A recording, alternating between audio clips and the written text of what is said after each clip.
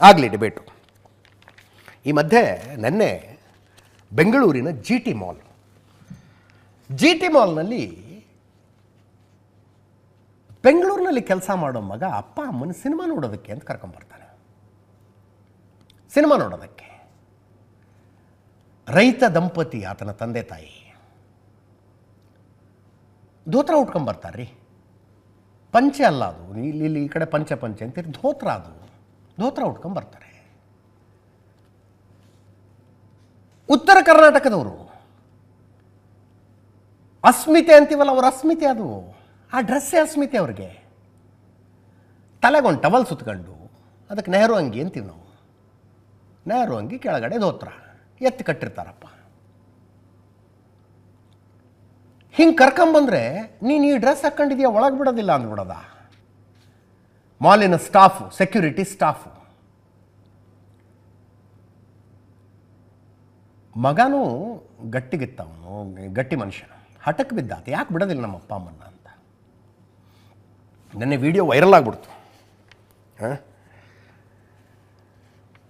Video viral ಆಗಿ ಇವತ್ತು ದೊಡ್ಡ ಪ್ರತಿಭಟನೆ. ತುಂಬ ಜನ ಪಂಚೆ ಕಟ್ಕೊಂಡು ಬಂದ್ಬಿಟ್ರು, ನಾವು ಹಾಕ್ಕೊಂಡಿದ್ದೀವಿ, ನಮ್ಮನ್ನು ಒಳಗೆ ಬಿಡೋದಿಲ್ವ ನೀವು ಅಂತ. ಕನ್ನಡ ಪರ ಸಂಘಟನೆಗಳವರು, ರೈತ ಸಂಘಟನೆಗಳವರು ಜೋರ ಪ್ರತಿಭಟನೆ ಇವತ್ತು.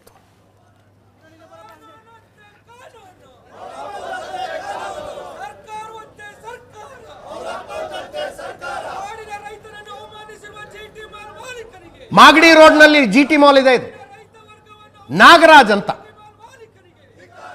ಬೆಂಗಳೂರಿನಲ್ಲಿ ಕೆಲಸ ಮಾಡ್ತಾರೆ. ಊರಿಂದ ಅಪ್ಪ ಅಮ್ಮ ಬಂದಿದ್ದಾರೆ. ಹಾವೇರಿ ಜಿಲ್ಲೆ ಅರೆಮಲ್ಲಾಪುರ ಗ್ರಾಮದ ನಾಗರಾಜ್ ತಂದೆ ತಾಯಿನ ಕರೆಸ್ಕೊಂಡಿದ್ದಾನೆ. ಎಲ್ಲ ಹುಡುಗರ ಕನಸ್ರಿ, ಅಪ್ಪ ಅಮ್ಮ ಊರಿಂದ ಬಂದರೆ ಕರ್ಕೊಂಡು ಬೆಂಗಳೂರಿನಲ್ಲಿ ಮಾಲ್ ತೋರಿಸ್ಬೇಕು, ಮೆಟ್ರೋ ತೋರಿಸ್ಬೇಕು, ಏರ್ಪೋರ್ಟ್ ತೋರಿಸ್ಬೇಕು. ಹಂಗೆ ಮಾಲಿಗೆ ಸಿನಿಮಾ ತೋರಿಸ್ತೀನಿ ಅಂತ ಕರ್ಕೊಂಬಂದಿದ್ದಾನಾತ. ಒಳಗೆ ಬಿಡೋದಿಲ್ಲ ನಿಮ್ಮ ಅಪ್ಪ ಅಮ್ಮ, ಹಂಗೆ ಡ್ರೆಸ್ ಹಾಕ್ಕೊಂಡಿದ್ದಾರೆ ಅಂದ್ಬಿಟ್ರೆ.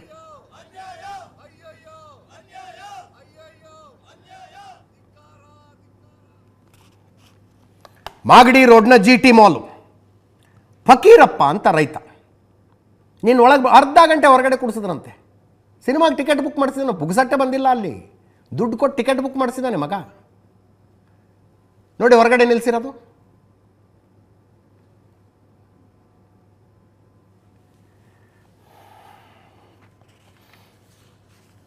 ಇವತ್ತು ಯಾವಾಗ ಜೋರಾಯ್ತಲ್ಲ, ಸೀರಿಯಸ್ ಆಯ್ತಲ್ಲ ವಿಷಯ, ತಪ್ಪಾಯಿತು ಅಂಥೇಳಿ ಆತನಿಗೆ ಶಾಲ್ ಹೊದಿಸಿ ಸನ್ಮಾನ ಮಾಡಿ ಚಪ್ಪಾಳೆ ಹೊಡೆದು ಒಳಗಡೆ ಕರ್ಕೊಂಡು.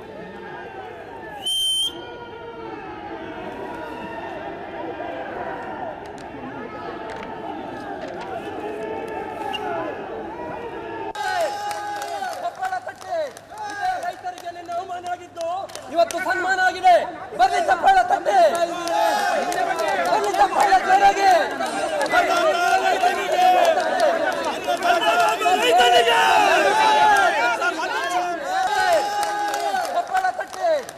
ರೈತರಿಗೆ ನಿನ್ನೆ ಅವಮಾನ ಆಗಿದ್ದು ಇವತ್ತು ಸನ್ಮಾನ ಆಗಿದೆ, ಬರ್ಲಿ ಚಪ್ಪಾಳೆ ತಟ್ಟೆ, ಬರ್ಲಿ ಚಪ್ಪಾಳೆ ಜೋರಾಗಿ. ನಮ್ಮ ತಂದೆ ನಾವು ಜಿ ಟಿ ಮಾಲ್ಗೆ ಸಿನಿಮಾ ನೋಡಕ್ ಬಂದಿದ್ವಿ. 6 ಗಂಟೆಗೆ ಬಂದಿದ್ದೀವಿ. ಇಲ್ಲಿ ಸೆಕ್ಯೂರಿಟಿ ಹೇಳ್ತಾರೆ ಇವರು ಪಂಚೆ ಹಾಕೊಂಡವ್ರೆ ನಾವು ಅಲೋ ಮಾಡಲ್ಲ ಅಂತ. ಹಾಕೊಂಡಿರೋರ್ನ ಅಲೋ ಮಾಡಿಲ್ಲ ಅಂದರೆ ಇವ್ರು ನಾವು ಹೆಂಗೆ ಕರ್ಕೊಂಡು ಹೋಗೋದು ಮಾಲ್ ಒಳಗಡೆ? ಅಲ್ಲೋ ಸೆಕ್ಯೂರಿಟಿ ಕೇಳಿದ್ರೆ ಅವನು ಹೇಳ್ತಾನೆ, ಇಲ್ಲ ಸರ್ ನಮ್ಗೆ ಅಲೋ ಮಾಡಲ್ಲ, ನಮಗೆ ರೂಲ್ಸ್ ಇದೆ, ರೂಲ್ಸ್ ಅವ್ರು ನೀವು ಹೋಗಿ ಕೇಳ್ಕೊಳ್ಳಿ ಅಂತ. ನಾವು ರಿಕ್ವೆಸ್ಟ್ ಮಾಡ್ಕೊಂಡ್ರು ಬಿಟ್ಟಿಲ್ಲ ಅವನು. ಇಲ್ಲಿ ಮೇನ್ ಗೇಟ್ ಅವ್ರು ಕೇಳಿದ್ದು ನಮಗೆ ಅಲೋ ಇಲ್ಲ ಸರ್, ನಾವು ಅಲೋ ಮಾಡೋಕ್ಕಾಗಲ್ಲ, ಅಲ್ಲಿ ಸೂಪರ್ವೈಸರ್ ಕೇಳಿ ಅಂತ. ಅಲ್ಲಿ ಸೂಪರ್ವೈಸರ್ ಕೇಳಿದ್ರೆ ಇಲ್ಲ ಸರ್ ನಾವು ಅಲೋ ಮಾಡಲ್ಲ, ಯಾವುದೇ ಕಾರಣಕ್ಕೂ ಅಲೋ ಮಾಡಲ್ಲ, ಅವ್ರನ್ನ ಪಂಚೆ ಹಾಕೊಂಡ್ರೆ ಅಲೋ ಮಾಡಲ್ಲ ಅಂತಂದು ಹೇಳಿದ್ರು. ನಮ್ಮ ತಂದೆ ತಾಯಿನ ಮಾಲಲ್ಲಿ ಕರ್ಕೊಂಬಂದು ಸಿನಿಮಾ ನೋಡ್ಬೇಕಂತ ಆಸೆ ಇರುತ್ತೆ, ಮಾಲ್ ತೋರಿಸ್ಬೇಕಂತ ಆಸೆ ಇರುತ್ತೆ. ಇವರು ಪಂಚೆಯಲ್ಲಿ ಅಲೋ ಮಾಡಿಲ್ಲ ಅಂದರೆ ಅವ್ರಿಗೆ ಹೆಂಗೆ ಈಗ ಪ್ಯಾಂಟ್ ಹಾಕ್ಸ್ಕೊಂಡು ಕರ್ಕೊಂಬರೋಕ್ಕಾಗುತ್ತಾ? ನಮ್ಮ ಕಡೆಯಿಂದ ಇದು ತಪ್ಪಾಗಿದ್ದರೆ ಈ ಥರ ಯಾವುದೇ ಇನ್ನು ಮುಂದೆ ಯಾವುದೇ ಥರ ಈ ಥರ ಘಟನೆಗಳು ನಡೆಯಲ್ಲ. ಆಮೇಲೆ ಪ್ರತಿಯೊಬ್ಬರು ನಾವು ಮಾಲ್ ಒಳಗಡೆ ಎಂಟ್ರಿ ಮಾಡ್ತೀವಿ, ಅಲೋ ಮಾಡ್ತೀವಿ. ಯಾವುದೇ ಡ್ರೆಸ್ ಕೋಡು ಇಲ್ಲಿ ಅಪ್ಲೈ ಆಗಿಲ್ಲ, ಪ್ರತಿಯೊಬ್ಬರು ಅಲೋಡ್ ಇದೆ ಮಾಲ್ ಒಳಗಡೆ.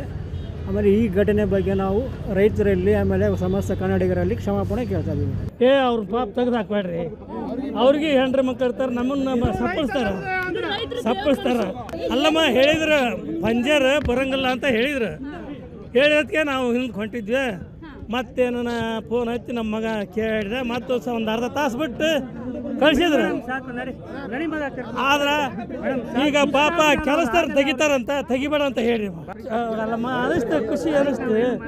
ಆತ ನಮ್ಮ ಜನ ಅದಾರ ಎಲ್ಲರೂ. ಪಾಪ ನೋಡಿ ಅಜ್ಜ ಹೇಳೋದು, ನನ್ನನ್ನು ಮಾಲ್ ಒಳಗೆ ಬಿಡದೇ ಇರೋ ಸೆಕ್ಯೂರಿಟಿ ಗಾರ್ಡನ್ ಕೆಲಸದಿಂದ ತೆಗೆದು ಬಿಡ್ತಾರಂತೆ, ದಯವಿಟ್ಟು ಬೇಡ ಅಂಥೇಳಿ. ಅವರು ನಮ್ಮಂಗೆ ದುಡಿಯೋರು, ಅವ್ರಿಗೂ ಹೆಂಡರು ಮಕ್ಕಳು ಇರ್ತಾರೆ. ಆತನ ಕಾಳಜಿ ಅದು. ನಾನು ದೇವರಾಣೆ ಮಾಡಿ ಹೇಳ್ತೀನಿ, ನನ್ನೇ ಮಾಲ್ ಮುಂದೆ ಆಗಿದ್ದು ಅವಮಾನ ಅಂತ ಆತನಿಗೆ ಅನಿಸಿರೋದೇ ಇಲ್ಲ. ಇಂಥವು ಎಷ್ಟು ಅನುಭವಿಸಿರ್ತಾನೋ ಆತ. ಹೀಗೆ ಇದೇ ಬಟ್ಟೆ ಹಾಕ್ಕೊಂಡು DC ಆಫೀಸ್ಗೋ ತಹಶೀಲ್ದಾರ್ ಆಫೀಸ್ಗೆ ಹೋಗ್ಬಿಡ್ಲಿ ಒಳಗೆ ಬಿಟ್ಟುಬಿಡ್ತಾರ ಅಂತ, ಪೊಲೀಸ್ ಸ್ಟೇಷನ್ಗೆ ಹೋದ್ರೆ ಒಳಗೆ ಬಿಟ್ಬಿಡ್ತಾರೆ. ಇಂಥ ಅವಮಾನಗಳನ್ನು ಅನುಭವಿಸ್ಕೊಂಬಂದಿರ್ತಾನೆ ಆತ. ಅವತ್ತು ಅಲ್ಲಿ ಬಿಟ್ಟಿರಲಿಲ್ಲ, ಇವತ್ತು ಇಲ್ಲಿ ಬಿಟ್ಟಿಲ್ಲ ಅಷ್ಟೇ ಅಂತ ಅನ್ಕೊಂಡಿರ್ತಾನೆ ಆತ. ಆದರೆ ಮಗನ ಸ್ವಾಭಿಮಾನ ಕೆಣಕ್ತು, ಅದು ಒಳ್ಳೆಯದು. ಒಂದು ಈ ಮಾಲು, ಬೆಂಗಳೂರಿನ ಥಳಕು ಬಳಕು ಇವೆಲ್ಲ ನೋಡ್ತೀವಲ್ಲ ನಾವು, ಜಿಗಿಮಿಣ ಮಿಣ ಬೆಂಗಳೂರು.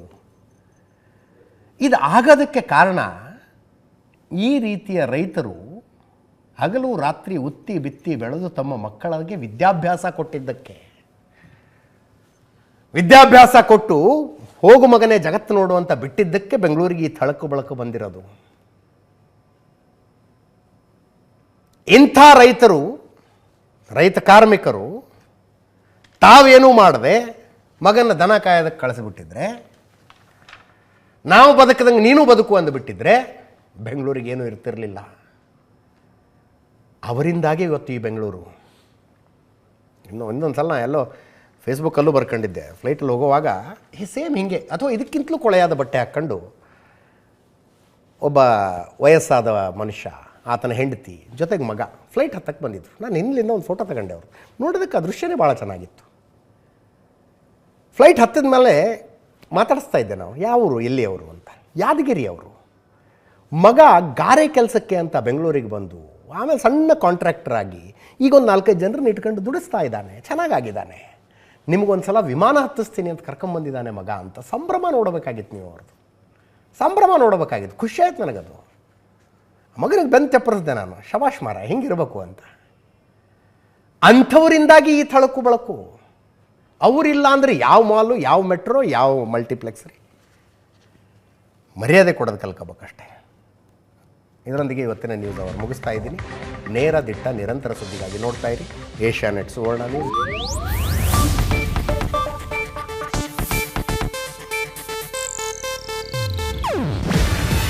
ಇದು ಏಷ್ಯಾನೆಟ್ ನ್ಯೂಸ್ ನೆಟ್ವರ್ಕ್ ಪ್ರಸ್ತುತಿ.